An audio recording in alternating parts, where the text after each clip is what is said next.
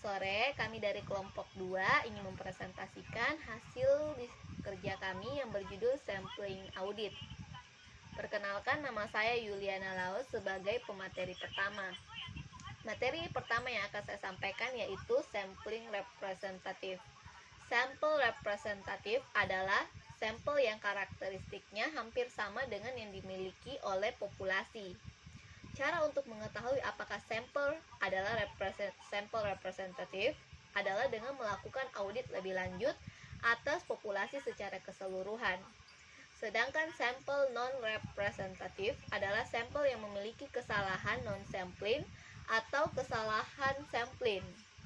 Kedua kesalahan tersebut dapat mengakibatkan sampel menjadi tidak representatif.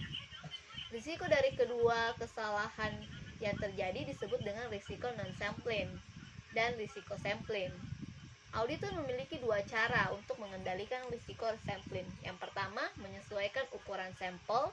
Yang kedua, menggunakan metode pemilihan item sampel yang tepat dari populasi. Materi yang kedua yaitu sampling statistik dan non-statistik dan pemilihan sampel probabilistik dan non-probabilistik. Metode sampling audit dapat dibagi menjadi dua kategori utama. Yang pertama sampling statistik dan yang kedua sampling non-statistik. Kategori tersebut serupa dengan keduanya, melibatkan 3 tahap. Yang pertama yaitu perencanaan sampel. Yang kedua, pemilihan sampel dan melakukan pengujian. Yang ketiga, pengevaluasian hasil.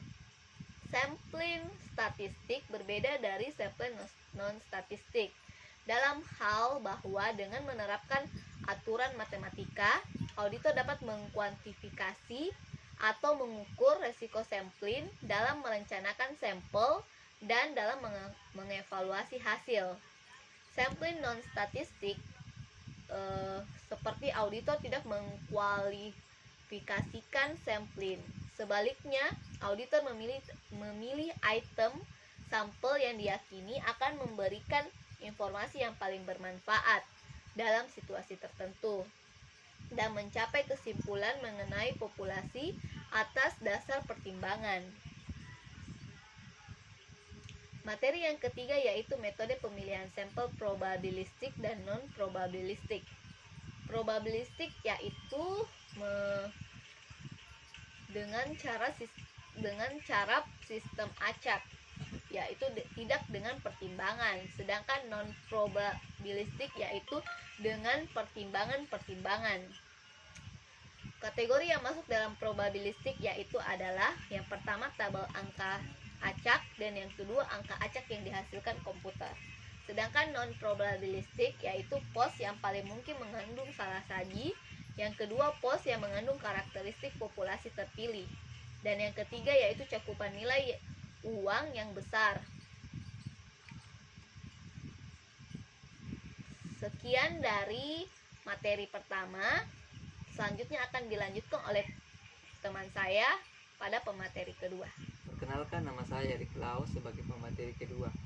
Materi selanjutnya yaitu sampling audit untuk tingkat pengecualian.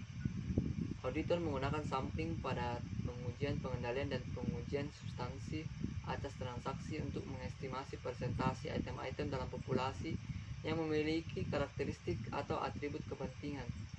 Presentasi ini disebut sebagai tingkat keterjadian atau tingkat pengecualian.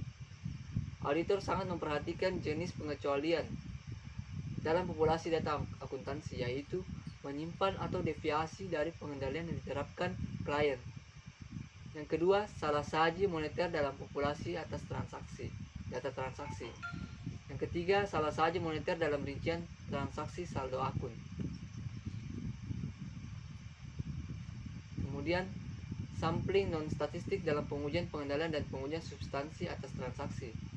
Terdapat 14 pengujian substansi atas transaksi, yaitu menyatakan tujuan pengujian audit. Yang kedua, memutuskan apakah sampling audit dapat diterapkan. Yang ketiga, mendefinisikan atribut dan kondisi pengecualian. Yang keempat, mengidentifikasi populasi. Yang kelima, mendefinisikan unit sampling. Yang keenam, menetapkan tingkat pengecualian yang dapat ditoleransi. Yang ketujuh, menetapkan risiko yang dapat diterima atas penentuan risiko penilaian yang terlalu rendah. Yang kedelapan, mengestimasi audit tingkat pengecualian populasi. Yang kesembilan, menentukan ukuran sampel awal. Yang ke-10, memilih sampel. Yang ke-11, melaksanakan prosedur audit. Yang ke-12, menggeneralisasi dari sampel ke populasi. Yang ke-13, menganalisis pengecualian. Yang terakhir, memutuskan akseptabilitas populasi. Kemudian, sampling atribut dan distribusi sampling. Sampling atribut adalah metode sampling statistik yang paling sering digunakan untuk pengujian pengendalian dan pengujian substansi atas transaksi. Distribusi sampling adalah distribusi frekuensi hasil semua sampel berukuran khusus yang dapat diperoleh dari populasi yang memiliki beberapa karakteristik tertentu. F. Sampling atribut dalam pengujian pengendalian dan pengujian substansi atas transaksi. Tahap 1, merencanakan sampel. Tahap kedua, memilih sampel dan melaksanakan prosedur audit. Tahap ketiga, mengevaluasi hasil. Sekian dan terima kasih.